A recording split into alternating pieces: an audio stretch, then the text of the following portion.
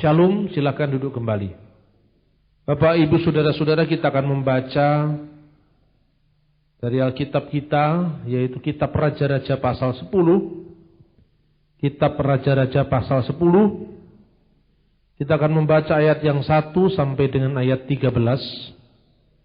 Kita akan membaca pula dengan cara berbalasan, supaya kita semua mengambil bagian dalam pembacaan firman Tuhan ini.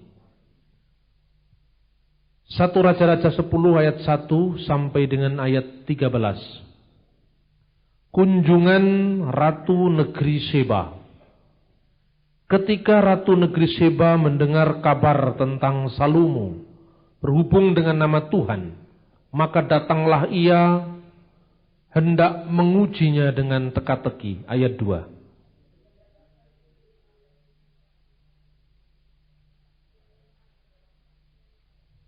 Dan Salomo menjawab segala pertanyaan ratu ini. Bagi raja tidak ada yang tersembunyi, yang tidak dapat dijawabnya untuk ratu itu.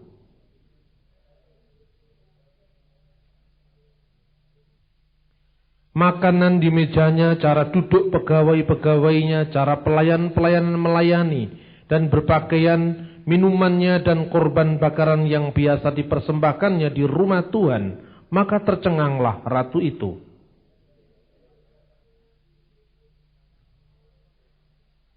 Tetapi aku tidak percaya perkataan-perkataan itu sampai aku datang dan melihatnya dengan mataku sendiri. Sungguh setengahnya pun belum diberitahukan kepadaku. Dalam hal hikmat dan kemakmuran, engkau melebihi kabar yang kudengar.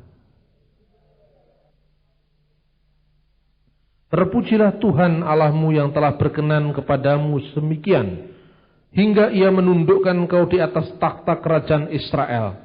Karena Tuhan mengasihi orang Israel untuk selama-lamanya, maka ia telah mengangkat engkau menjadi raja untuk melakukan keadilan dan kebenaran.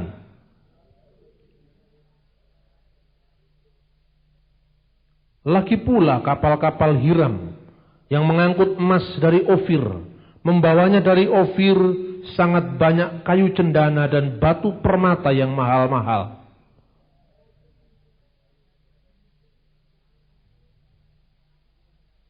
Raja Salomo memberikan kepada Ratu Seba segala yang dikehendakinya dan memintanya, selain apa yang telah diberikannya kepadanya sebagaimana layak bagi Raja Salomo. Lalu ratu itu berangkat pulang ke negerinya bersama-sama dengan pegawainya. Saudara-saudara yang terkasih dalam Tuhan, Ratu Seba ini sangat terkenal. Dan hari ini kita berbicara tentang tokoh yang juga sangat terkenal, yaitu Salomo. Salomo itu dalam bahasa Arab menjadi Sulaiman. Dan kemudian secara populer disebut Nabi Sulaiman. Padahal sebenarnya dalam tradisi, dalam kepustakaan Yahudi, dalam kitab-kitab yang paling kuno, Sulaiman itu bukan seorang nabi. Dia adalah seorang raja. Tetapi karena hikmatnya yang begitu tinggi, maka seringkali dia dijuluki nabi. Tapi dia bukan nabi sebetulnya. Tidak ada ketentuan dalam kitab suci tentang hal itu. Nah, kadang-kadang kisah-kisah dalam Alkitab itu kalau sudah sampai di tradisi Arab, semua dinabikan. Iskandar Zulkarnain nabi. Kalau Anda pergi ke Betania, Betania itu di Israel. Di sana ada dua gereja, satu gereja Ortodoks Yunani, satu gereja Katolik. Di Betania itu tempat di mana Lazarus pernah dibangkitkan oleh Yesus Kristus dari kematian. Nah, karena di sini sudah ada gereja Ortodoks Yunani, di sini sudah ada gereja Katolik. Kemudian pada zaman pasukan Salahuddin memasuki Yerusalem, umat Islam sempat menguasai tempat itu. Lalu di depannya yang bisa dikuasai orang Muslim, sekarang didirikan masjid. Dan Anda bisa saksikan sampai hari ini dalam tulisan Arab di situ ditulis Masjid Nabi Azhar, Masjid Nabi Lazarus. Nah, yang ngangkat Lazarus jadi nabi itu siapa? Di Quran pun juga tidak ada nabi yang namanya Lazarus. Di Injil pun tidak ada nabi yang namanya Lazarus, tapi disebut Nabi Lazarus. Kalau Anda pergi ke Alexandria, di sana ada masjid besar namanya Masjid Nabi Daniel. Padahal di Indonesia Daniel itu mesti Kristen. Atau Yahudi kalau di Timur Tengah. Tapi Daniel pun Nabi. Semua dianggap Nabi. Di Jakarta ada Masjid Lause. Karena Lause itu pendiri dari ajaran Tao Te Ching itu juga disebut Nabi. Buya Hamka almarhum dalam tafsir Al-Azhar mengatakan bahwa seorang nabi, seorang rasul itu selalu dikirim kepada setiap kaum. Lalu dicari, kalau setiap kaum berarti kan Cina harus ada nabinya. Siapa nabinya? Lause. Kalau gitu di India siapa nabinya? Terus pakai ilmu yang namanya otak-atik matuk. Di sana dalam Quran ada nabi yang namanya Zulkifli. Di situ tidak ada keterangannya Zulkifli itu anak siapa, bapaknya namanya siapa, hidup zaman apa, tidak pernah ada keterangan dalam Al-Quran. Dalam Al-Quran dikatakan ingatlah kisah tentang Zulkifli, Ilyas dan nabi-nabi yang lain.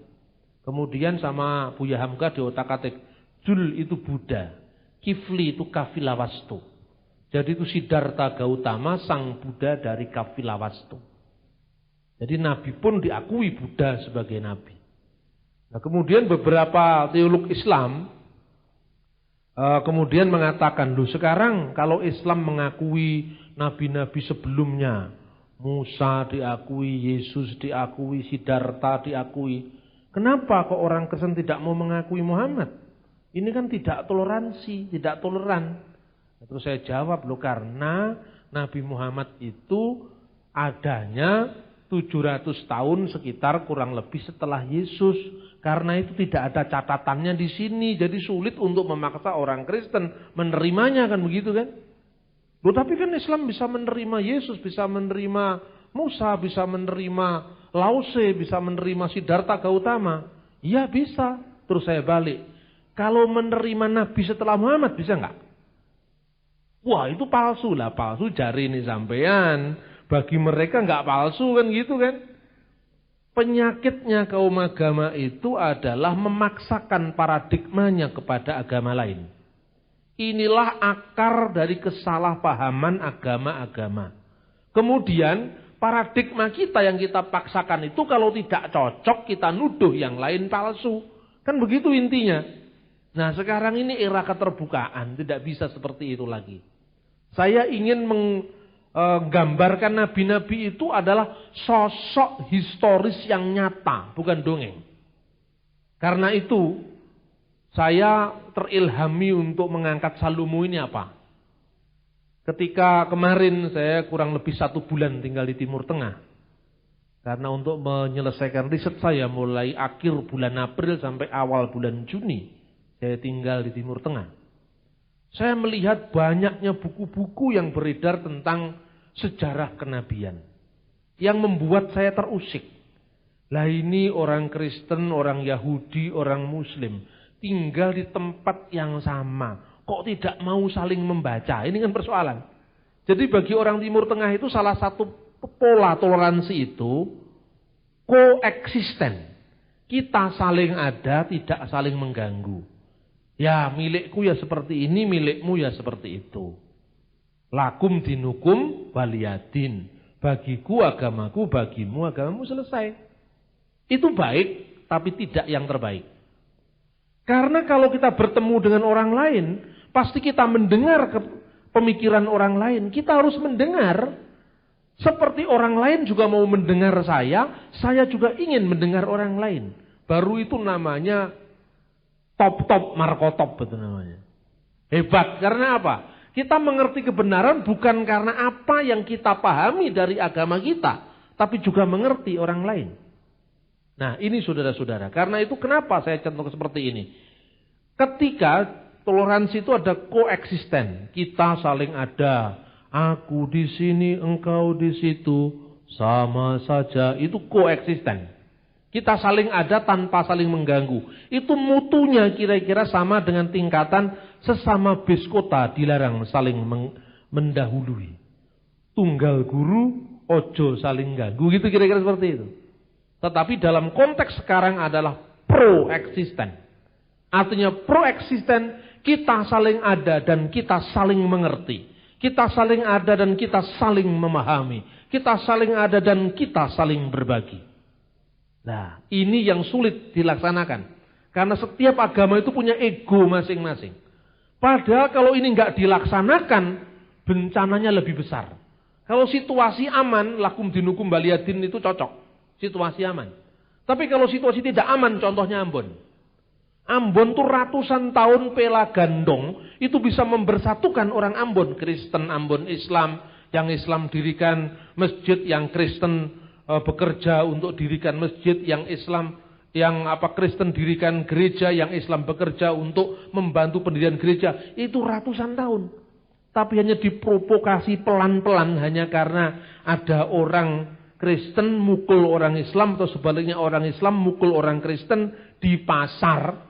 Terus jadi bakar-bakaran bertahun-tahun. Karena apa? Lah wong orang Ambon tuh baku hantam itu biasa. Bukan orang Ambon kalau ngomongnya tidak keras kan? Bukan orang Ambon kalau tidak baku hantam. Kenapa? Sejak dulu-dulu orang Ambon bertengkar tidak pernah ada bakar-bakaran. Kok sekarang ada? Karena apa? Provokasi itu muncul karena kita hanya tingkat koeksisten. Tingkat koeksisten itu apa? Ya saya begini, kamu begitu. Tidak lebih daripada itu, padahal kalau saling memahami informasi orang lain yang keliru, dapat kita sangkal dengan pengetahuan kita. Oh bukan, Islam bukan begitu. Oh bukan, Kristen bukan begitu. Ini kunci perdamaian. Nah, saudara-saudara yang terkasih dalam Tuhan, di Timur Tengah hampir sama dengan di Ambon.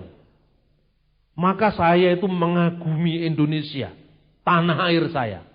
Saya mengagumi founding father Bung Karno, Bung Hatta, Pak Yamin. Bayangkan, di Eropa orang sadar agama tidak menjadi faktor pemersatu berdirinya sebuah bangsa.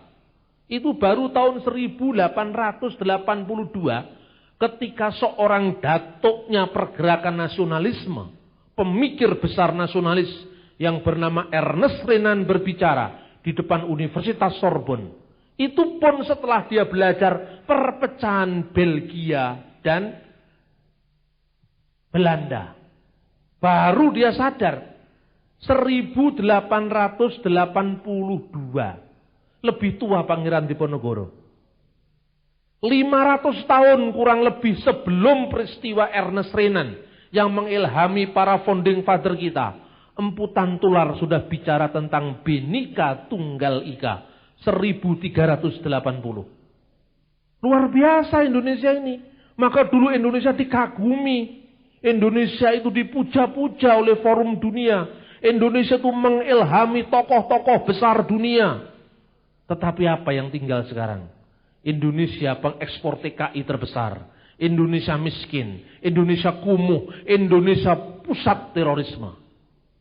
Ini hanya bisa dilakukan dengan gerakan kesadaran. Gerakan budaya sehat. Gerakan toleransi. Dan itu hanya dengan ilmu pengetahuan.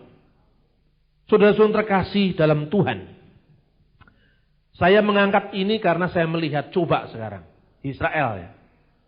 Orang Islam sama orang Yahudi terutama. Kalau Kristen tidak ikut-ikut dalam hal ini. Karena mau bait Allah jadi mau ndak itu bukan urusan saya itu kalau Kristen. Tapi kalau orang Muslim berkepentingan dengan Yerusalem. Khususnya Yerusalem Timur. Orang Yahudi juga berkepentingan dengan Yerusalem Timur. Kalau Anda lihat TV, jangan langsung percaya. Cek and recheck dulu. Karena apa? Di TV itu banyak cerita-cerita yang dibesar-besarkan. Contohnya, yang namanya Hamas itu bukan mewakili Palestina. Hamas itu faksi garis keras Palestina. Dan tidak mewakili Palestina. Apa sumpahnya Hamas? Sampai di anggaran dasarnya itu ada sumpah-sumpahnya. Ketika tentara salib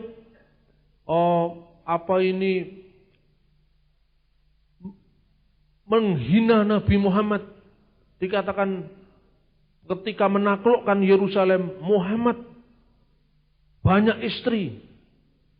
Yang seperti itu kok masuk anggaran dasar coba? Di Indonesia aja kalau anggaran dasar seperti itu dicoret kok di Indonesia itu. Itu di sana lolos saja, berarti kita lebih cerdas dari mereka. Kan begitu. Terus ada dalam pembukaan anggaran dasarnya Hamas. Dikatakan apa? Palestina adalah tanah wakaf yang dikaruniakan Allah kepada umat Islam sampai akhir zaman. Lah apa yo iso? Ini kan nggak masuk akal loh, ya kan? Yahudi yang garis keras juga ada. Itu yang membunuh Yitzhak Rabin tahun 95 itu, bulan November tanggal 3. Karena waktu saya sedang di sana. Seharian saya tidak keluar dari hotel karena semua diblokade. Itu 1,5 meter ditembak oleh dia dan tidak menyangka kalau dia bisa menembak Yitzhak Rabin, Perdana Menterinya. Ditanya sama televisi, kenapa Anda menembak Perdana Menteri Anda? Karena dia telah menyerahkan tanah-tanah Israel kepada orang Palestina. Tuhan yang menyuruh saya. Lah ini kan repot. Mateni wong dikongkon Gusti Allah. Ya toh? Ini yang terjadi dan ini kok diberitakan yang begini ini di Indonesia. Mestinya jangan. Gara-gara anak kita ini banyak penasaran dengan Luna Maya. Karena setiap hari isinya Luna Maya terus. Mestinya ndak usah. Ini media juga membuat situasi ini semakin keruh. Nah, saudara-saudara yang terkasih, apa dasarnya sekarang? Orang Yahudi percaya bahwa itu memang haknya karena apa? Bait Allah Salomo yang tadi kita baca, itu di situ. Betapa pentingnya bait Allah Salomo itu bagi orang Yahudi. Ini lepas daripada soal Yesus sudah datang, itu kan soal iman Kristen, ya kan? Kita mencoba memahami perasaan orang Yahudi sekalipun mereka tidak percaya dengan Yesus. Bahwa bait Allah itu begitu sentralnya bagi orang Yahudi. Sampai dulu sebelum berdirinya negara Israel, setiap doa orang Yahudi berkata, tahun depan kita bertemu di Yerusalem. Tahun depan kita bertemu di Yerusalem. Sekalipun dia tinggal di Sydney, tinggal di Belanda, tinggal di Amerika, tahun depan kita ke Yerusalem. Kerinduan itu terobati ketika berdirinya negara Israel. Dan tempat itu memang tempat yang paling suci bagi orang Yahudi. Karena sejarah bergulir terus, tahun 695 Khalifah Abdul Malik mendirikan yang namanya Masjid Umar. Yang dikenal dalam bahasa Arab Masjid Qubatus Sakra. Masjid Kubah batu, Masjid Kubah karang, Dome of the Rock. Kenapa didirikan masjid di situ oleh Khalifah Abdul Malik bin Marwan? Pada suatu saat ketika Umar bin Khattab menaklukkan Yerusalem, kuncinya diserahkan oleh Patriark Ortodok Yunani yang bernama Sophronius. Diserahkan, kemudian Patriark dengan menyilakan Umar, ini waktunya kamu sholat asar. Sholatlah di gereja saya. Pasukannya nunggu itu di dekat yang sekarang didirikan masjid Dome of the Rock itu. Tidak, Patriark. Kalau saya sembayang di gerejamu, itu anak buah saya yang buta huruf itu nyangka bahwa gereja ini sudah menjadi hak miliknya umat Islam. Karena khalifah mereka, pemimpin mereka, Amirul Mukminin mereka pernah sholat di gerejamu. Lalu bagaimana? Saya ingin sholat di tempat di mana dulu Nabi Daud mendirikan tempat ibadahnya. Masjidnya, padahal zaman itu belum ada kata masjid.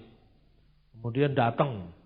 Di tempat inilah ditunjukkan yang namanya Kubah Karang. Tempat di mana Ibrahim pernah nyaris mengorbankan putranya Ishak. Di situ, itu faktanya ada di situ. Kalau soal Ismail itu kan penafsiran kemudian. Di Al-Quran juga tidak ada yang mengatakan Ismail. Di Al-Quran cuma mengatakan anak yang penyantun. Bigulamin halim. Lalu ditafsirkan Ismail. Ada hadis Nabi yang menafsirkan Ismail. Ada hadis Nabi yang mengatakan Ishak. Jadi ada dua riwayat. Di Indonesia kalau Anda ingin tahu riwayat Islam yang mendukung Ishak, Anda bisa membaca buku terbitan Toha Putra Semarang. Judulnya Keajaiban Jin. Itu ada bahwa yang nyaris dikorbankan Ishak bukan Ismail. Sehingga ini problem tafsir bagi orang Islam. Apapun artinya kemudian Umar sembayang di situ. Pada saat Khalifah Abdul Malik bin Marwan datang ke situ, tempat di sini dulu Umar sembahyang, dirikanlah masjid. Berarti itu Umar memang toleransi kepada orang Kristen kan waktu itu. Nah, sejak itu ada masjid sampai hari ini. Anaknya Abdul Malik bin Marwan yaitu Al-Walid bin Abdul Malik bin Marwan tahun 715 barulah mendirikan yang namanya Masjidil Aqsa di Yerusalem. Jadi zaman Nabi Muhammad Masjidil Aqsa itu belum ada. Yang ada hanya halaman luas yang namanya Haram Asy-Syarif. Nah karena tempat katanya Cak Nur loh, masjidnya nggak ada. Oh Nabi Muhammad meninggal tahun 635.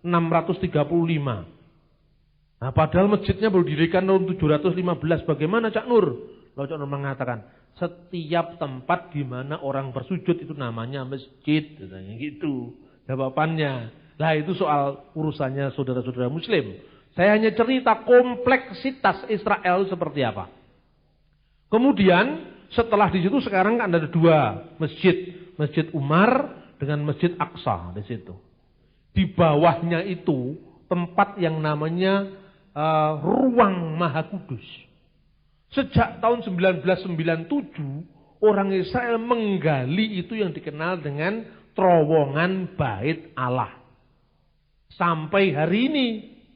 Nah, berita yang datang di Indonesia, Israel menggali terowongan Bait Allah karena untuk menggoyahkan pondasi masjid. Apa ya seperti itu? Ini kan bahasa kecurigaan. Tidak akan ada itu ketemuan apa-apa. Loh, tidak akan ada apa? Di situ ditemukan kalau selama di tembok ratapan, Anda hanya melihat itu sisa-sisa tembok zamannya Yesus, zamannya Herodes. Sekarang batu-batu zaman Sulaiman itu ketemu. Itu ada prasastinya bahasa Ibrani di situ. Kemudian ada ini batu-batu zaman Herodes, ini batu-batu zaman Salomo. Salah satu batu yang ditemukan itu batu utuh yang menjadi pilar tembok itu, yang menjadi tembok itu beratnya 70 berapa? 500 ton beratnya. Itu batu utuh, caranya mengangkat itu ketemu. Sampai di sana jelas.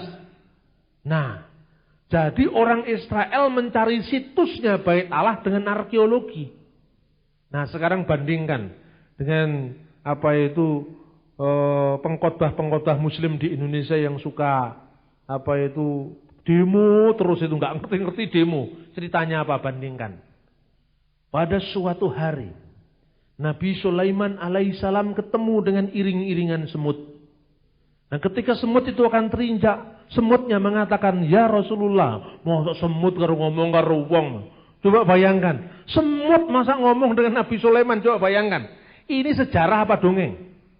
Orang Yahudi menggali sejarahnya dengan arkeologi, dengan temuan, dengan kriteria-kriteria sejarah. Sementara yang kelompok-kelompok satunya ini, kelompoknya Basu FCS ini yang jenggotnya 12 itu, dia mengatakan semut ngomong dengan Nabi. Coba bayangkan. Apakah ini bisa dijadikan fakta sejarah? Saya netral, karena orang Kristen tidak ada kaitannya dengan konflik ini. Bahkan Vatikan, Paus Yohanes Paulus II mengatakan, Yerusalem tidak boleh menjadi ibu kota Palestina. Yerusalem Timur juga tidak boleh menjadi ibu kota Israel. Ibu kota Israel tetap di Tel Aviv, Palestina ibu kotanya di Ramallah. Yerusalem Timur adalah kota internasional 3 agama. Ini lebih masuk akal. Dan hukum internasional yang mengatur bukan apa? Bukan keyakinan. Sebab kalau keyakinan ya repot contohnya sekarang. Kenapa umat Islam begitu berkepentingan dengan tempat ini? Karena di sini ada Masjid Umar. Nah Umar kan bukan Nabi. Ayo sekarang. Tinggi mana pangkatnya Umar dengan Nabi Daud atau Sulaiman? Sulaiman atau Salomo itu nabinya orang Islam juga. Tokohnya orang Kristen juga. Rajanya orang Yahudi juga. Lah tokoh yang sama. Kenapa sekarang kok diributkan? Coba bisa dipahami enggak? Yang Islam mengeklaim itu tempat suci. Karena tempat itu pertama Nabi pernah Isra Mi'raj dari sana. Sekalipun historisitasnya tadi saya tanyakan, apakah itu benar-benar ada masjid di situ? Wong masjidnya baru dibangun Al-Balid 715. Rasulullah meninggal tuh 632. Masa setelah dia tidak ada, tempatnya baru ada. Ini hal-hal sejarah yang sangat-sangat penting, sangat urgent. Nah ini saudara-saudara. Sementara itu bagi orang Kristen percaya, sudah, robohkanlah bait Allah ini dan dalam waktu 3 hari aku akan membangunnya. Orang Yahudi mengatakan 46 tahun saya membangun bait Allah ini dan kamu mau merobohkan 3 hari? Tetapi Injil Yohanes memberi catatan, yang dimaksudkan bait Allah itu tubuhnya sendiri. Jadi bagi orang Kristen mau dibangun bait Allah Yahudi, mau dibangun apa tidak ada masalah. Karena bagi orang Kristen bait Allah sejati, Shekinah Allah sejati itu tubuh kemuliaan Kristus yang sekarang duduk di sebelah kanan Bapa di surga. Jadi orang Kristen tidak berkepentingan dengan situs-situs ini. Saya hanya mengatakan sejarahnya seperti ini. Saudara yang terkasih dalam Tuhan. Karena itu bacaan ini penting. Sheba itu siapa? Ratu Sheba itu ratu negeri, sekarang itu kira-kira wilayahnya di wilayah Arab Selatan, Ethiopia. Ya.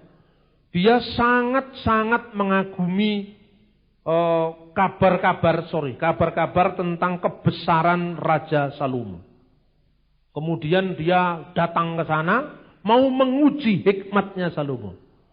Alkitab mengatakan hikmatnya Salomo itu jauh lebih tinggi dari hikmatnya orang-orang Mesir. Lalu di sana digambarkan bahwa ketika dia sampai kepada Salomo, ternyata Salomo bisa menjawab semua pertanyaannya. Wah, luar biasa. Tapi kemudian kalau Anda lihat kira-kira hikmatnya Salomo itu seperti apa? Ini bacaannya aja juga di dalam kitab Raja-Raja. Raja-Raja pasal 3 ayat 16 dan seterusnya itu digambarkan. Bahwa pada suatu saat ada 2 orang sundal, perempuan sundal. Dia minta keadilan pada Salomo. Suatu saat dia yang satunya punya anak, satunya itu mati. Kemudian anaknya yang mati itu ditukarkan kepada perempuan sundal yang di tempat sisinya. Anaknya yang hidup itu diambil sama dia. Kemudian dia berebut, bukan anak saya yang mati, tapi anakmu yang mati. Bukan anaknya dia yang hidup, tapi anak saya yang hidup, anak dia yang mati. Lalu Salomo mengatakan, oke, kamu mengatakan begini, kamu mengatakan begitu. Sekarang ambil pedang. Nah, tolong bayi ini dipotong jadi 2. Supaya adil. Kamu dapat, ini dapat. Ini keadilan distributif ala Aristoteles. Nah, kemudian ibunya yang sejati tadi mengatakan jangan potong dia. Lebih baik serahkan aja kepada dia. Saya enggak tega anak itu dipotong. Satunya enggak mengatakan, yang bukan ibunya mengatakan, potong saja. Sama-sama karuan. Tiji tibeh mati siji mati kabeh. Ora oleh bagian, podo oleh bagian. Lalu Salomo mikir, nah berarti yang paling berat kalau anak ini mati, itulah ibunya sendiri. Naluri perempuan. Kalau gitu serahkan anak ini. Dialah ibunya. Banyak hikmat-hikmat Salomo yang seperti itu. Nah kemudian dia mengakui hikmat Salomo dari Ratu Sheba ini. Dia mengatakan bahkan yang saya dengar itu hanya separuh dari apa yang saya lihat sekarang. Apa yang saya lihat sekarang lebih daripada apa yang saya dengar tentang Salomo itu. Lalu diberikan kepadanya 120 talenta emas. 120 talenta emas. Itu kira-kira nilainya sama dengan 41 sampai 42 ton emas talenta itu. Yang diberikan oleh Ratu Sheba itu. Dan sangat banyak rempah-rempah, batu permata yang mahal-mahal. Tidak pernah datang lagi begitu banyak rempah-rempah seperti yang diberikan Ratu Sheba kepada Salomo. Pertanyaan berikutnya, rempah-rempah itu asalnya dari mana coba? Waktu itu sudah ada jalur perdagangan. Laut Merah, pelabuhan Akaba sekarang ini Ezion Haber namanya. Itu kemudian ke Arab Selatan, ya. kemudian dari Arab Selatan itu ke India, India ke Indonesia. Di dunia ini pusat rempah-rempah hanya Indonesia. India hanya punya tumbar dan bawang bombay, tetapi tidak punya merica dan pala. Itu terbesar dihasilkan dari pulau-pulau Indonesia Timur. Pertanyaannya, mungkinkah rempah-rempah ini didatangkan dari Indonesia? Lalu Ofir itu dari mana? Jadi suatu saat saya diundang berceramah di lingkungan Islam. Ketika mereka rame Israel, Palestina, saya belokkan omongannya. Ofir itu adalah Indonesia. Wah, mereka kaget semua. Biasanya mendengar Sulaiman dongeng semut iso ngomong, sekarang saya lihat faktanya apa. Mereka enggak mencekal saya, malah seneng sama saya. Pak, jangan kapok-kapok, nanti saya undang lagi. Oh ya siap, gerak. Saya bilang begitu. Karena apa? Ini penting. Saya bukan ngomong begini hanya karena nyenengkan orang Indonesia, tidak. Mari kita lihat faktanya. Satu, lagi pula kapal-kapal Hiram yang mengangkut emas dari Ofir, membawa dari Ofir sangat banyak kayu cendana dan batu permata yang mahal-mahal. Kayu cendana itu dari mana? Coba. Persediaan terbesar hanya ada di Asia Tenggara, khususnya Indonesia. Kemudian raja mengerjakan kayu cendana itu menjadi langkan untuk rumah Tuhan dan untuk istana raja. Luar biasa. Kita pernah menyumbangkan 900 tahun sebelum Masehi. Di bait Allah itu kayu cendana dari Indonesia. Ini mau saya tulis jadi buku loh ini. Dan akan saya jadikan sarasean kebangsaan keliling Indonesia.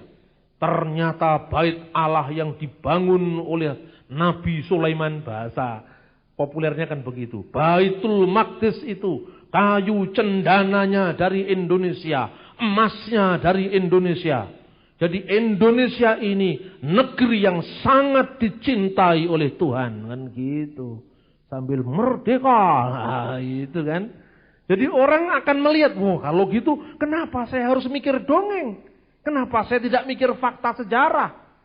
Ofir, menurut penerjemah Alkitab abad keempat Masehi, namanya Hieronymus atau Jerome, Saint Jerome. Dia menulis dalam kitab yang namanya Vulgata.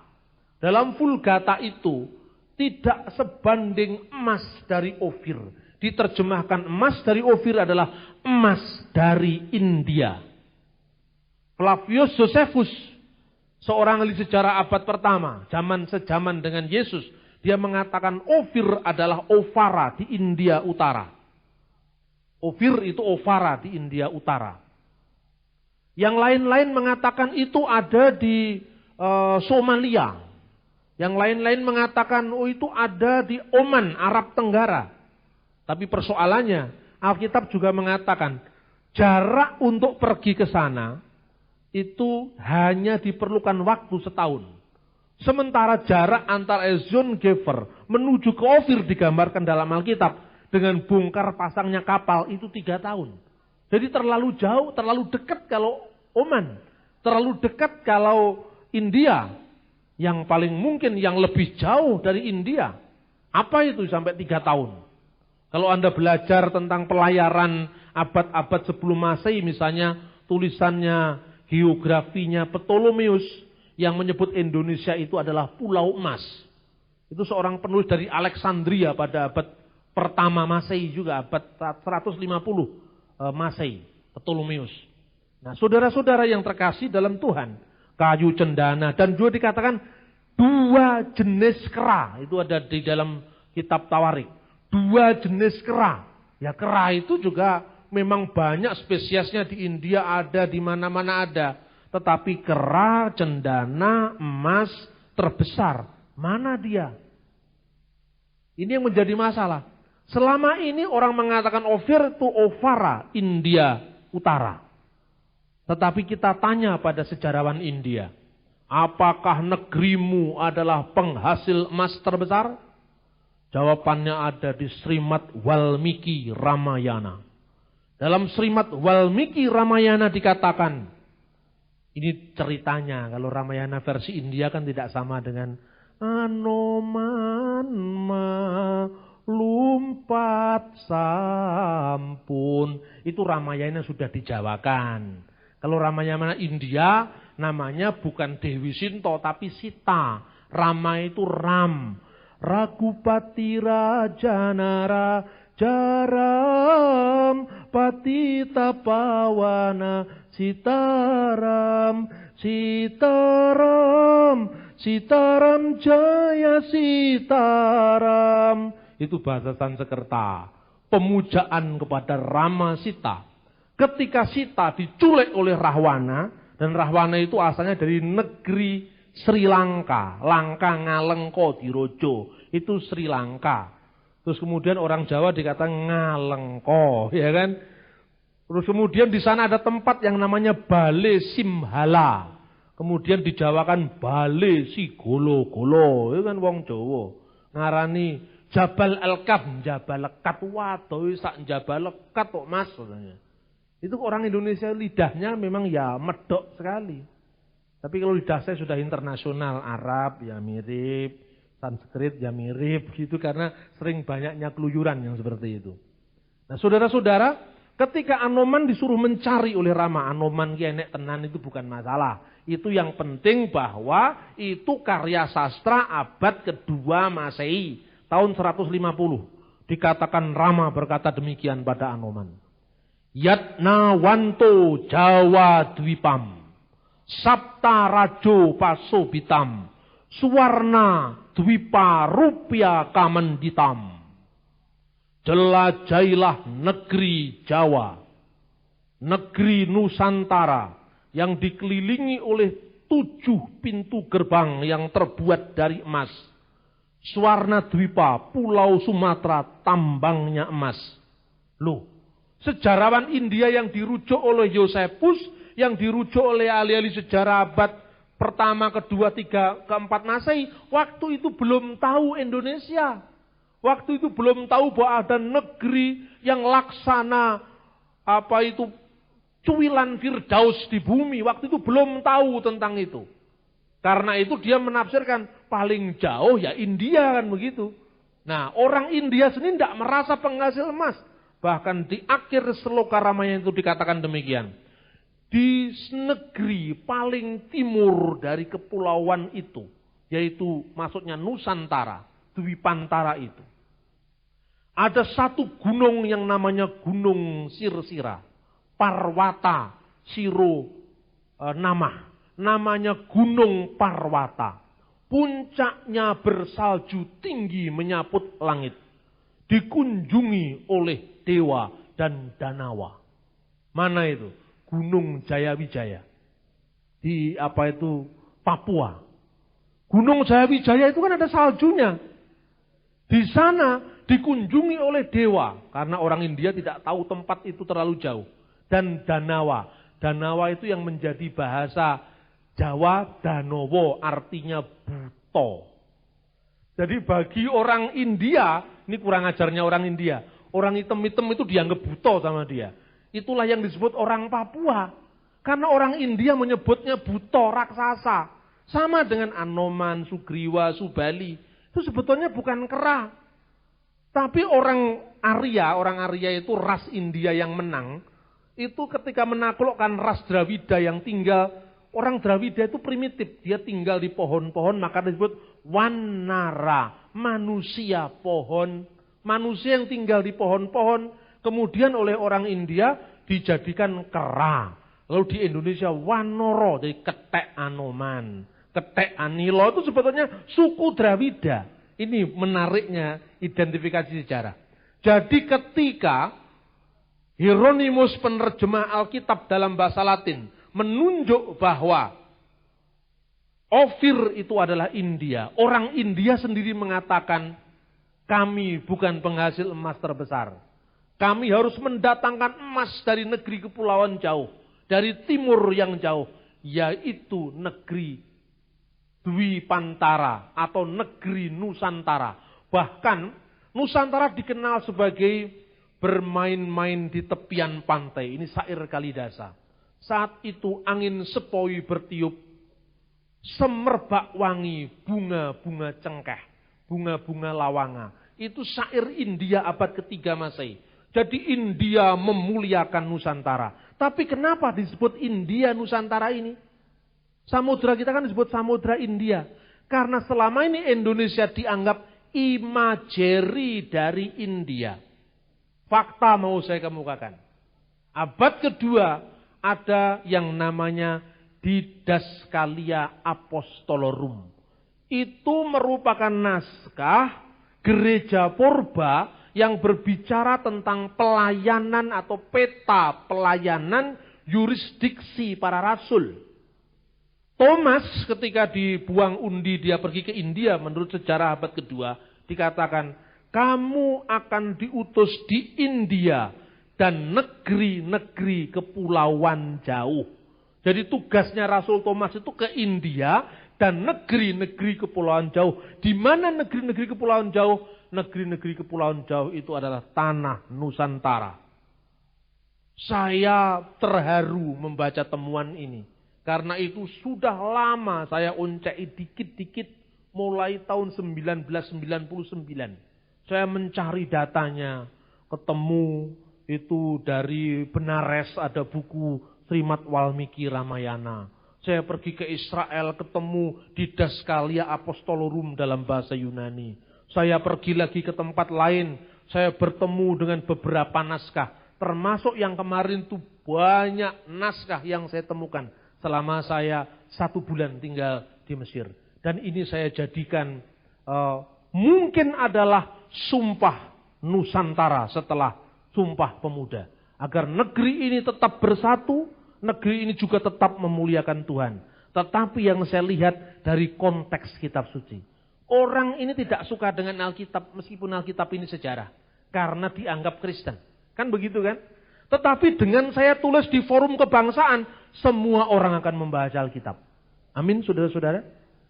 Bagaimana tidak? Wong ini sejarahnya begitu. Kalau perlu saya tulis teks Ibraninya. Misalnya contohnya.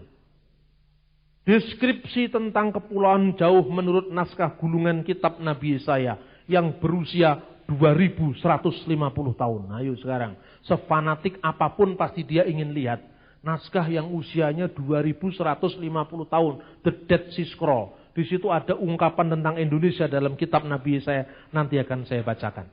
Nah, saudara-saudara yang terkasih dalam Tuhan, apa yang menjadi menarik pada konsep Salomo ini? Pertama, Salomo tokoh sejarah. Sulaiman itu tokoh sejarah. Karena dia tokoh sejarah, dia tunduk pada hukum sejarah. Jadi bagi seorang peneliti sejarah, wahyu itu tidak berlaku. Wahyu itu lek sing percaya. Itu yang namanya Wahyu Sihombing kalau tidak percaya. Temannya Frankie Sihombing. Atau Wahyu Suhendro. Atau Wahyu Iskandar. Yang percaya wahyu-wahyu karepmu. Tapi kalau sejarah tidak boleh seperti itu. Sejarah ya sejarah, histori ya histori. Bukan harus dikaburkan dengan keyakinan. Tetapi saya ingin mengangkat teks kitab suci ini sebagai dokumen sejarah karena memang dia ditulis tahun 900 sebelum Masehi Salomo ini. Dan ini secara naskah, manuskrip ini sangat berharga.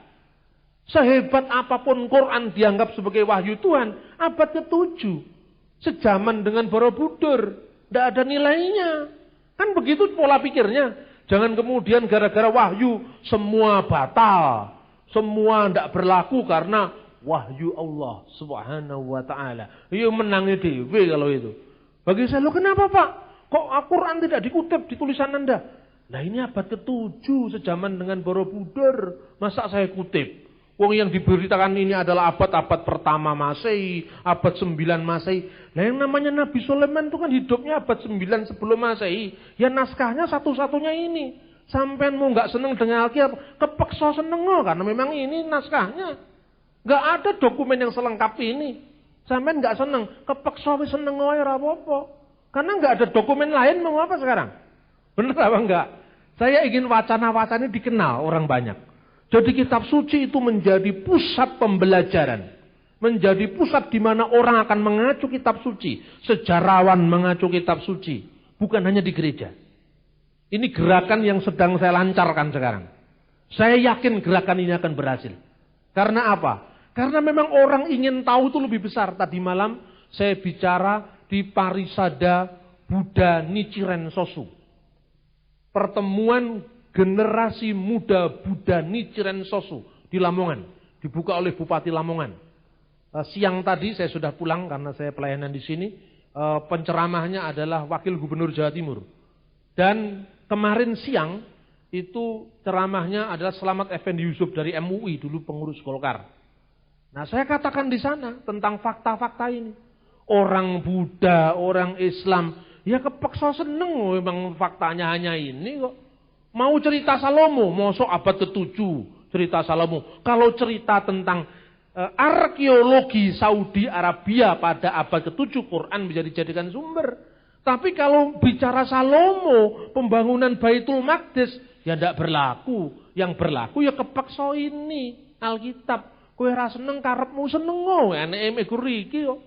Kan begitu saudara-saudara. Ayo, Anda mau cerita Gajah Mada. Like or dislike, senang atau tidak senang Anda harus membaca Pararaton. Senang atau tidak senang harus membaca Negara Kertagama. Kan tidak mungkin Anda mengatakan Narto ki wong Jawa. Bedakan antara dongeng dengan fakta. Narto ya Narto, bukan Naruto. Meskipun lagi ngetren Naruto, ojo melu sing ngetren, melu sing bener. Semua orang pakai jilbab sekarang. Ojo melu sing ngetren, melu sing bener. Indonesia bukan tempat yang berdebu seperti Timur Tengah. Kenapa pakai jilbab? Menghalau debu. Di Indonesia ada debu kok. Rambut bagus-bagus dibuntel kaya lepet. Elek itu. Bener apa enggak? Loh, orang memakai sesuatu itu kan ada alasannya, ada logikanya. Jangan ikut-ikut latah dong. Di Timur Tengah orang Kristen juga ada jilbab. Tapi jilbabnya tidak sampai rapat begini, hanya disampirkan begini saja. Kecuali karo biarawati. Hanya begini aja disampirkan. Ini kan lebih anggun. Kayak jilbabnya Ibu Nuriyah Abdurrahman Wahid. Kayak mukenanya Ibu Megawati, Ibu Fatmawati kan lebih anggun. Ketimbang set. Ini. Wah, apa itu kan? Kok melu-melu? Bangsa Indonesia itu sukanya melu-melu. Selama kita ikut-ikutan, kita tidak pernah bisa menjadi bangsa yang besar. Saya itu mempraktekkan pribadi saya. Saya mengatakan, loh kenapa ikut? Selama kan trennya ikut-ikut ngomong Betawi-Betawi. Saya itu sudah sejak kapan di Jakarta. Saya tidak ikut ngomong Betawi. Saya itu ngomongnya ya apa adanya, Jawa Timuran. Lah kok sekarang orang pada terok-terok saya, ikut-ikut saya. Lah, itu berarti pribadi saya lebih kuat daripada pribadi yang saya pengaruhi. Kalau Anda ikut-ikut berarti Anda terpengaruh. Tetapi bagaimana sekarang kita menciptakan pribadi yang kuat agar orang terpengaruh dengan kita? Pribadi yang kuat itu pribadi yang berani mencipta, berani melawan arus apapun resikonya, tapi dengan pertimbangan yang matang. Saudara-saudara yang terkasih dalam Tuhan, sekarang sosok Salomo, tadi pagi saya berbicara tentang sosok Ibrahim. Gara-gara membaca teks salah, Pirke Eliesar, di situ dikatakan, Ani Adonai Hosetika mi Ur-Kasdim. Akulah Tuhan yang mengeluarkan engkau dari Ur-Kasdim. Firmannya kepada Abraham. Dibaca oleh Rabi Eliezer, Pirke Rabi Eliezer abad kedua. Ani Adonai Hosetika, Asher Hosetika me Or Kasdim. Akulah yang mengeluarkan engkau dari api Kasdim. Lah kemudian muncul cerita di dalam Midrash Rabah Yahudi abad kedua yang sekarang ini oleh orang Yahudi sendiri gak dianggap sebagai sejarah, yang cerita Ibrahim dibong ora mempan. Lah ini sekarang mitologisasi terhadap tokoh-tokoh kenabian. Sekarang saya mau tunjukkan, pertama selain hikmat Salomo, mari kita lihat 1 Raja-Raja pasal 4 ayat 33. Apa yang tertulis di sana ini penting. Begini bunyinya. Ia bersajak tentang pohon-pohonan. Dari pohon aras yang di gunung Libanon sampai kepada hisop yang tumbuh pada dinding batu. Ia berbicara juga tentang hewan, dan tentang burung-burung, dan tentang binatang melata, dan tentang ikan-ikan. Nah, Salomo berbicara tentang burung. Bukan Salomo ngomong dengan burung. Coba teksnya. Salomo berbicara tentang pohon-pohonan. Mulai pohon aras dari Lebanon sampai hisop yang tumbuh di dinding batu. Ia berbicara tentang burung-burung dan tentang binatang melata dan tentang ikan-ikan. Bukan Nabi Sulaiman ngomong dengan iwak. Bukan Nabi Sulaiman ngomong dengan burung. Bukan. Saya masih ingat dulu waktu saya masih kecil. Saya waktu masih kecil itu agak nakal. Nakal tapi tidak jahat. Nah ini ceritanya. Setiap kali hari raya Idul Fitri, nenek saya mendapat tamu. Tamunya itu adalah teman dari almarhum kakek saya. Jadi setiap dia bertamu yang diceritakan Nabi aja yang diceritakan. Kadang-kadang saya ngintip di balik pintu. Dia cerita pakai bahasa Jawa. Inggih Bu, rumin menika nasik jamanipun Nabi Sulaiman. Menika Nabi Sulaiman menika mboten namung saged tata jalma kalih menungso. Lah wong Nabi Sulaiman menika saged ngendikan kalih sato kewan, ngendikan kalih manuk, ngendikan kalih lumut mawon saged. Terus saya baca tentang hewan dan tentang burung-burung. Bahkan dengan dinding batu, oh rupanya ada salah teks. Dan ternyata sumbernya saya cari. Nggak mudah loh, saya cari sumbernya. Saya belum berani ngomong kalau nggak ketemu sumbernya. Dan sekarang sumbernya sudah saya temukan. Itu di sebuah Targum 2 Ester. Itu kitab apokrifnya orang Yahudi. Jadi ada Targum yang punya nilai sejarah, Targum Yerusalmi, Targum Onkelos itu punya nilai Targum Yonatan. Tapi kalau Targum Ester itu ya klasifikasinya apokrif di kalangan orang Yahudi. Digambarkan, nah ini dalam Targum itu mungkin karena salah membaca tentang burung-burung dibaca bicara dengan burung. Padahal dikatakan Salomo berbicara tentang burung-burung, bukan Salomo bicara dengan burung. Saya cari teksnya, ternyata ketemu. Pada suatu hari, ini menurut Targum 2 Ester ini dikatakan, Sulaiman punya pasukannya dari burung-burung. Pasukan dari burung-burung dan semua hewan itu dipanggil oleh Salomo. Dan salah satu burung yang besar, itu sering diterjemahkan dengan ayam jantan. Tapi ayam jantan itu di dalam salah satu teks dari bahasa Ethiopia disebut hud-hud. Dan itu yang masuk dalam Al-Quran, burung hud-hud. Burung yang kemudian semua sudah sowan kepada Kanjeng Nabi Sulaiman. Jadi kalau cerita ini seperti dongengnya nenek saya dulu, kabeh-kabeh ki wis sowan karo Kanjeng Nabi Sulaiman, lah hud-hud ora teko.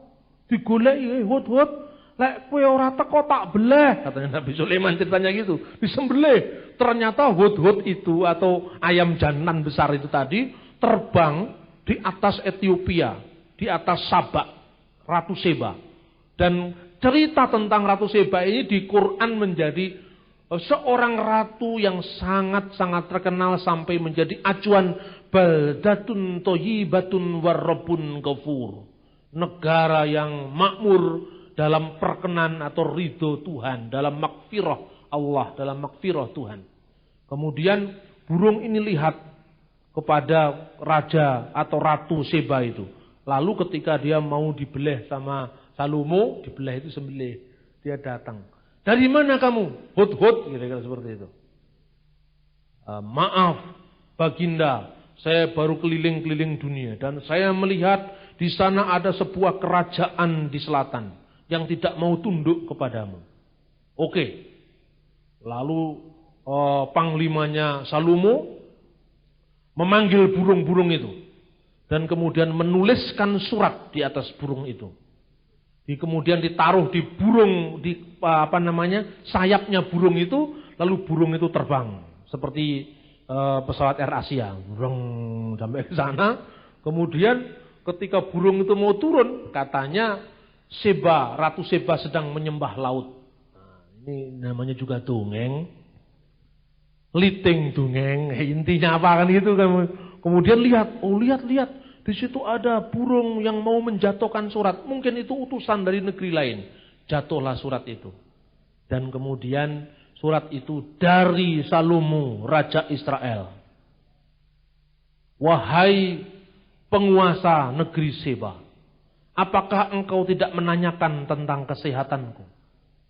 Apabila engkau berlaku baik terhadapku, takluk kepada kerajaanku, kamu akan kuberikan kedudukan yang tinggi setinggi-tingginya. Tapi apabila engkau tidak mau tunduk, kamu akan saya kirim pasukan. Nah, kira seperti itu. Kemudian diterimalah surat itu, dia minta pertimbangan kepada pasukannya. Bagaimana pasukan? Datang aja ke sana sambil lihat-lihat kayak apa si Salomo itu. Dia datang dengan pasukan burung-burung itu tadi. Gak tahu burung gagak ada apa enggak waktu itu. Burung Garuda mungkin juga enggak ada itu. Datang sampai di sana, kemudian waktu dia masuk ke istana Salomo, menurut Targum 2 Ester ini, ternyata singgasannya Salomo terbuat dari kaca. Lantainya terbuat dari kaca. Lalu Salomo mikir, karena Ratu Seba mikir, lalu diangkatlah kainnya. Dia jalan, Salomo tersenyum. Hai Ratu, ini bukan air, tapi ini kaca. Semakin takjublah Ratu Seba kepada Salomo.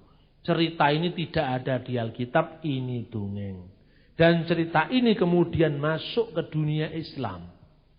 Cerita ini juga digambarkan persis dengan cerita Targum Ester itu. Tetapi kalau dalam versi Islam, pasukannya ditambahi jin. Nah, kalau di versi Yahudi nggak ada jinnya.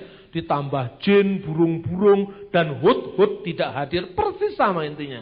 Sampai ketika Sulaiman membunuh Hud-Hud, Hud-Hud datang melaporkan apa yang terjadi. Surat yang dikirimkan lewat sayap burung tadi persis juga surat Sulaiman, tapi versinya sudah ditambahi Bismillahirrahmanirrahim, dari Sulaiman Malik atau Raja Israel kepada Ratu Bilqis dari Sabak, bunyinya seperti itu. Tapi persis ini berasal dari dongeng Yahudi abad kedua yang namanya Targum 2 Ester. Jadi dari mana cerita Nabi Sulaiman bisa ngomong dengan manuk, bisa ngomong dengan burung? Pembacaan teks ini pertama oleh Targum dibaca salah. Berbicara tentang burung, berbicara tentang pohon. Dalam konteks apa? Untuk menulis sastra hikmat. Untuk menulis Amsal. Konteksnya ayat 29. Dan Allah memberikan kepada Salomo hikmat dan pengertian yang amat besar, serta akal yang luas seperti dataran pasir di tepi laut. Ketika hikmat Salomo melebihi hikmat segala Bani Timur, dan melebihi segala hikmat orang Israel. Ia lebih bijaksana daripada semua orang, daripada Etan, dari orang Israel itu, dan daripada Heman, Kalkol, dan Darda, dan anak-anak Mahol. Sebab itu ia mendapat nama di antara segala bangsa sekelilingnya. Ia menggubah 3.000 amsal dan nyanyiannya ada 1.005. Ia bersajak tentang pohon-pohon. Jadi pohon-pohon itu dalam bahasa sajak. Kalau Ebit GAD mengatakan tanyalah pada rumput yang bergoyang, jangan Anda tafsirkan Ebit iso ngomong karo suket, jangan. Ini sejarah dengan dongeng harus bisa dibedakan lah. Coba kalau kita memahami agama seperti ini kan luar biasa. Tapi kalau memahami agama kaya dongeng, wis aku ora usah percaya karo agama, ora patheken. Kecerdasan kita, otak kita, hikmat kita tidak bisa diperbodoh dengan yang namanya fanatisme agama, tahayul agama. Karena itu harus dikonstruksi kembali sesuai dengan sejarah. Ini pemikiran-pemikiran baru yang mungkin orang tidak pernah mikir. Sebab kalau orang sudah ngomong kitab suci, orang wani melebu. Kalau saya berani aja lah, udahlah. Nanti nggak apa-apa. Yang penting kita tidak pernah menyakiti orang. Saya ngomong fakta. Saya percaya orang yang lebih ingin tahu, orang yang pikirannya cerdas ingin tahu, akan mengalahkan ketidaksukaannya pada saya. Saya percaya itu. Karena sudah saya praktekkan di mana-mana. Saya tidak dijauhi. Saya tidak dicekal, saya tidak dimusuhi, saya tidak dikejar-kejar, tapi saya malah dipanggil-panggil. Karena apa? Rasa ingin tahu manusia akan kebenaran itu jauh lebih penting ketimbang tahayul-tahayul yang dia simpan. Tahayul-tahayul yang dia kembangkan, yang dia ceritakan. Dan bangsa yang besar adalah bangsa yang bangkit dari ketahayulan. Bangsa yang besar adalah bangsa yang cerdas. Seperti yang dikatakan dalam Alkitab tadi. dan pengertian yang amat besar, serta akal yang luas seperti dataran pasir di tepi laut. Nah kan luar biasa. Jadi ketemu sekarang sumbernya. Salomo bisa ngomong karo tekek, Salomo bisa ngomong karo cecak, Salomo bisa ngomong seperti Angling Darmo ngomong dengan cecak. Itu sudah ketemu, itu bukan sejarah, itu dongeng. Karena itu mari kita kembali pada sejarah. Ya wis kepeksa maca Alkitab sik lek ora seneng karo Alkitab. Karena memang ini faktanya. Satu-satunya naskah yang paling kuno yang berbicara dengan tokoh-tokoh yang sekarang dipersoalkan, tokoh-tokoh yang sekarang dihebohkan dalam kasus Palestina, yang dihebohkan dalam kasus Bait Allah, yang dihebohkan dalam kasus Yerusalem Timur. Ini satu-satunya sumber tertua. Yo mung iki, hanya ini. Seneng ora seneng ya enek-enek iki mau apa? Kan akhirnya seneng juga. Sambil saya mengatakan begitu, saya katakan tugas saya sudah selesai, yang lain terserah pada Tuhan. Yang terakhir, saya ketika menulis buku religi dan religiositas Bung Karno, bukunya ada di belakang, Anda bisa beli. Waktu itu saya didukung oleh Presiden Gus Dur. Tetapi ketika draft buku itu jadi, saya diminta oleh seorang rekan namanya Ibu Amanda dari Masyarakat Dialog Antaragama. Dia mengatakan, dia panggil saya Mas Bambang. Mas, apa tidak sebaiknya Anda cek and recheck lagi dari tokoh-tokoh dekat Bung Karno? Saya bilang, sudah Mbak. Siapa itu? Mr. Nakajima dari Jepang. Saya 3 kali ke Jepang untuk dalam rangka nulis buku ini. Kemudian keluarga Bung Karno, khususnya keluarga yang di PDI Perjuangan, Mas Guruh dan sebagainya. Tapi satu yang belum, Ibu Hartini. Karena dia juga sangat penting mengetahui banyak tentang Bung Karno. Yang memang luar biasa informasi beliau. Saya diantar oleh Ibu Amanda ini. Dan kemudian saya ketemu dengan anaknya Ibu Hartini sebelum dia menikah dengan Bung Karno. Dengan almarhum Pak Sukoco. Kemudian namanya Ibu Ndari. Dia cerita, ibu biasanya tidak mau diganggu. Tetapi saat Anda telepon berbicara tentang Bung Karno, dan yang dibicarakan bukan sisi politiknya, bukan nasakomnya, tapi yang diceritakan adalah religinya Bung Karno. Beliau meneteskan air mata. Saya datang sowan beliau, saya dipegang seperti dia memegang anaknya. Saya tidak pernah ketemu orang muda yang peduli dengan hal seperti ini. Dia nangis, terpaksa saya tidak menanya dulu sampai dia berhenti air matanya. Dan dia banyak bicara dalam bahasa Belanda, bahasa yang tidak saya pahami. Waduh, mati saya. Saya hanya baru belajar bahasa Belanda 1 semester ketika masuk Fakultas Hukum. Waktu itu di Fakultas Hukum masih ada bahasa Belanda. Sekarang karena dosen-dosen bahasa Belanda sudah mati semua, tidak ada sekarang di Fakultas Hukum bahasa Belanda. Jadi saya hanya nangkap, untungnya seorang teman membawa tape recorder. Salah satu yang dikutip oleh Ibu Hartini yang dikatakan Bung Karno. Bung Karno selalu mengatakan pada saya, kita harus dekat pada alam. Saya kalau pagi tidak pernah pakai sepatu. Karena supaya saya bersentuhan langsung dengan bumi. Kita ini asalnya dari tanah. Kenapa kita tidak suka dengan tanah? Kenapa paling takut kotor? Padahal kita asalnya dari yang kotor itu, kata Bung Karno. Terus Ibu Hartini, kamu sudah membaca The Spreuken of Solomon. Spreuken van Salomo. Itu Amsal Salomo, Spreuken van Salomo. Apa yang ditulis di sana? Bung Karno mengatakan, Khatut demir, pergi belajarlah. Ha itu go. Khatut demir, pergi belajarlah pada semut.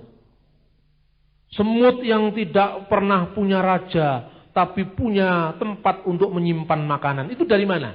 Bung Karno hafal dari kitab Amsal. Hikmat Salomo itulah yang dipraktekkan oleh seorang Soekarno. Luar biasa kan? Orang selama ini hanya melihat Bung Karno itu Muslim. Tetapi saya buktikan di situ, Bung Karno lebih hafal Injil ketimbang Quran. Satu-satunya bahasa yang tidak dikuasai Bung Karno dari sekian banyak bahasa yang lain hanya bahasa Arab. Dia tidak menguasai bahasa Arab. Bung Karno lebih hafal Bhagavad Gita ketimbang Quran. Ini fenomena yang aneh bagi saya. Dan itu saya teliti. Begitu saya teliti jadi buku heboh buku itu. Beberapa tahun yang lalu kan buku itu sempat heboh. Salah satu yang menentang buku itu adalah Pak Dawam Raharjo.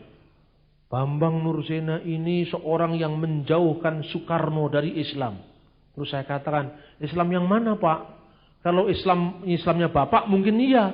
Tapi Islamnya Soekarno memang lain dengan Islamnya Bapak. Saya bilang gitu. Itu di Paramadina.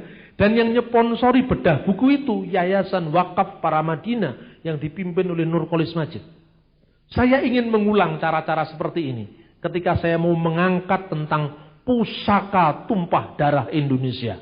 Jadi Indonesia menurut kitab menurut kitab Nabi Yesaya. Ternyata Indonesia ini menyumbangkan sesuatu, pembangunan bait Allah. Ini hipotesis saya. Emas dari Ofir itulah yang dibawa oleh Salomo dan digunakan untuk apa? Membangun bait Allah. Jadi kalau benar emas kita sampai digunakan, wah luar biasa. Indonesia tidak hanya dengan kaya dengan Mas Parno, Mas Joko, Mas Bambang, tapi juga emas beneran. Makanya Pak Damar Jati ngomong sama saya, semua kok dipanggil emas, emas kita memang ternyata Suwarna Dwipa, Pulau Emas. Nah salah satu dulu zaman itu adalah Bukit Tinggi dan juga Bukit Tinggi di Jambi, di Padang dan di Papua. Sampai sekarang Anda kalau ke pantai-pantai di Papua, Anda mencaruk pasir itu ada emasnya di sana. Kekayaan alam yang seperti ini yang luar biasa. Kita bisa miskin seperti ini. Nah, apa yang dikatakan kitab suci tentang negeri kita? Mari kita baca kitab Nabi Yesaya. Nubuatan akhir zaman. Yesaya pasal yang ke-24. Kita akan membaca mulai dari ayatnya yang 14. Dengan suara nyaring mereka bersorak-sorai. Demi kemegahan Tuhan, mereka memekik dari sebelah barat. Sebab itu permuliakan Tuhan di negeri-negeri timur. Nama Tuhan Allah Israel di tanah-tanah pesisir laut. Ia akan meniadakan maut. Terlewati. Dari ujung-ujung bumi kami dengar nyanyian pujian. Hormat bagi yang maha adil. Tetapi aku berkata, kurus merana aku. Celakalah aku sebab para penggarong menggarong. Ya, terus menerus mereka melakukan penggarongannya. Nah, apa mungkin ini bicara tentang Indonesia? Wallahu alam. Tetapi saya meyakini bahwa negeri timur ini ada kaitannya dengan Indonesia. Yang disebut tanah-tanah pesisir laut selama ini dianggap Assyria. Tapi Assyria hanya memiliki 1-2 pulau. Indonesia memiliki ribuan pulau besar dan kecil. Indonesia daerah yang memiliki pantai terluas di dunia. Dan ujung-ujung dunia tidak mungkin Assyria di Irak. Maka sekarang baru ada seorang penulis di Israel yang menulis From Jerusalem to Papua. Dia meyakini bahwa ujung bumi yang ditulis dalam Alkitab adalah Papua. Nah luar biasa. Gerakan-gerakan sekarang ini semakin hari semakin mendekatkan antara kitab suci dan Indonesia, antara Israel dan Indonesia. Saya berbicara tentang ini bukan mengada-ada, tetapi saya melakukan riset. Terakhir pasal 60, kitab yang sama, kitab Nabi Yesaya. Selalu Indonesia dikaitkan dengan Arab. Karena memang dari Israel ke negeri timur jauh itu harus lewat Ezion Gafer. Dan itu tempatnya memang di Laut Merah sekarang. Kita akan membaca dari teks Yesaya pasal 60. Itu yang berbicara tentang nubuatan kemuliaan Sion yang akan datang. Pertama kita akan membaca pada ayat 6. Sejumlah besar onta akan menutupi daerahmu. Onta-onta muda dari Midian dan Eva. Mereka semua datang dari Seba. Kaitannya dengan Ratu Seba tadi. Dan membawa emas dan kemenyan. Serta memberitakan perbuatan masyhur Tuhan. Segala kambing domba kedar dan berhimpun kepadamu. Domba-domba jantan nebayot tersedia untuk ibadahmu. Semuanya akan dipersembahkan di atas mezbahku sebagai korban yang berkenan kepadaku. Dan aku akan menyeramakan rumah keagunganku. Ayat 8. Siapakah mereka ini yang melayang seperti awan dan seperti burung merpati ke pintu kandangnya? Sungguh akulah yang dinanti-nantikan pulau-pulau yang jauh. Kapal-kapal Tarsis berlayar di depan untuk membawa anak-anakmu laki-laki dari jauh. Perak dan emasnya dibawa serta untuk nama Tuhan Allahmu dan oleh karena yang Maha Kudus Allah Israel, sebab ia mengagungkan engkau. Orang-orang asing itu membangun tembok Yerusalem, membawa emasnya dari pulau-pulau yang jauh. Dari deskripsi sejarah pulau-pulau yang jauh menurut dokumen abad kedua, Ptolemeus dari Alexandria, kemudian Plato, seorang filosof yang terkenal, dalam bukunya Critias berbicara tentang Atlantik yang hilang, yang deskripsinya mirip dengan Khatulistiwa. Semua itu membayangkan bahwa negeri ini pernah agung di masa lampau. Dan Alkitab yang membaca pada akhirnya, pada eskatologi, pada akhir zaman, Indonesia dilibatkan dalam sejarah keselamatan. Ini bukan kebetulan. Maka sekarang pergerakan Injil telah meninggalkan Eropa dan memasuki Asia. Ini bukan kebetulan bahwa di Eropa Injil tidak lagi menjadi sesuatu yang mengilhami, memberikan spirit kepada orang Eropa. Sekarang pusatnya di Asia. Ini yang kemarin saya sampaikan dalam sebuah seminar di Thailand, di Evangelistic Bangkok Evangelistic Ministry. Saya sampaikan ini dan saya mengatakan kita harus melayani negeri ini mulai dari Thailand selatan sampai negeri sebelah selatan, yaitu Indonesia. Karena negeri ini saya yakin akan menjadi pusat bagi evangelisasi. Pusat bernama Tuhan dan kebenaran akan diwartakan dari sini. Ada banyak fakta yang tidak bisa saya jelaskan. Tetapi ke depan saya yakin, saya beriman bahwa Indonesia akan luar biasa. Indonesia bagi kemuliaan Tuhan. Indonesia akan dipakai Tuhan. Apa? Sumber dayanya apa? Kita punya penduduk cukup besar. Kalau penduduk Cina, mereka tidak banyak peduli dengan agama. Orang Indonesia penduduk yang paling peduli dengan religiositas. Orang penduduk yang degup dadanya diisi dengan relung-relung kesadaran tentang adanya Tuhan, kata Bung Karno.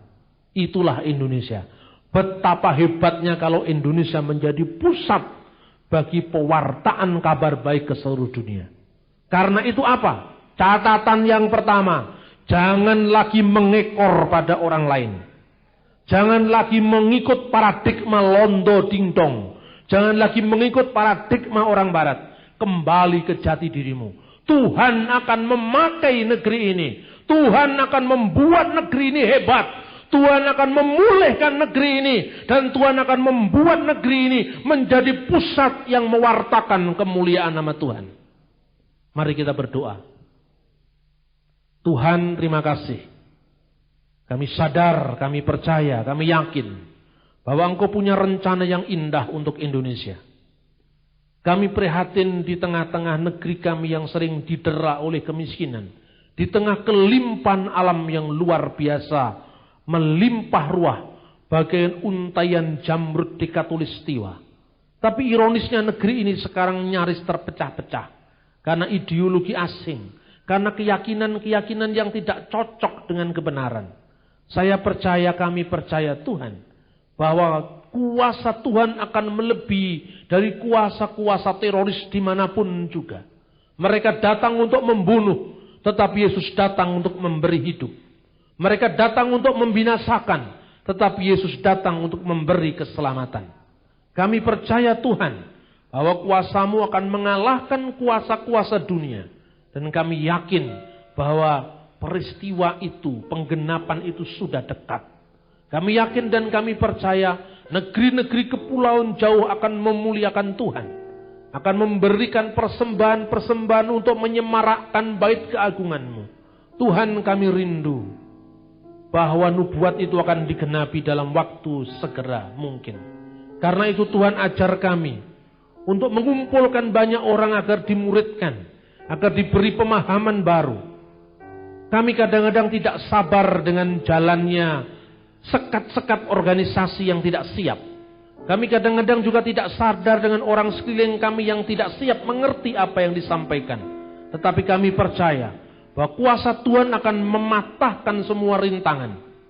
Meskipun kadang-kadang tampak otoriter, tetapi kami yakin bahwa apabila itu semuanya dilakukan karena tidak sabar menunggu bahwa kenyataan ini akan terjadi di depan mata kami. Tuhan, jadilah kehendak-Mu. Jangan kehendak kami yang jadi. Kami juga berdoa untuk negeri yang tercinta Indonesia. Negeri yang kemungkinan besar pernah menyumbangkan emasnya untuk pembangunan bait Allah. Negeri yang membawa kayu cendana untuk rebana memuji Tuhan. Negeri yang telah menyemarakkan bait keagungan-Mu. Di akhir zaman negeri ini juga Engkau akan pilih. Kami percaya Tuhan bahwa penggenapan itu sedang terjadi dan akan terus terjadi. Ajar Tuhan kami terlibat dalam gerakan rohani ini. Ajar kami untuk terlibat, untuk rela, untuk menjadi utusan-utusan-Mu. Utuslah kami Tuhan, agar negeri ini semakin dipulihkan. Dan negeri ini akan membawa berkat bagi negeri-negeri yang lain. Kami percaya dengan mata iman kami yang memandang ke depan, bahwa Indonesia bagi kemuliaan nama Tuhan. Terima kasih Bapa. Kami juga berdoa untuk gereja-Mu di tempat ini, GP Alpha Omega. Kami percaya bahwa gereja ini hadir bukan karena sesuatu hal yang lain, tetapi karena Tuhan sendiri yang menghendaki. Kami percaya bahwa gereja ini akan bertahan. Dalam segala kesulitannya Tuhan akan menjawab. Engkau tahu pergumulan kami masing-masing di gereja ini. Bahkan juga di gereja-gereja lain. Kami percaya Tuhan sedang berbuat. Mungkin kami harus meninggalkan sikap-sikap kami yang kolot. Yang fanatik pada simbol. Yang fanatik pada lembaga keagamaan. Tetapi kami percaya dengan kuasa Yesus Kristus, firman Allah yang hidup, tidak ada yang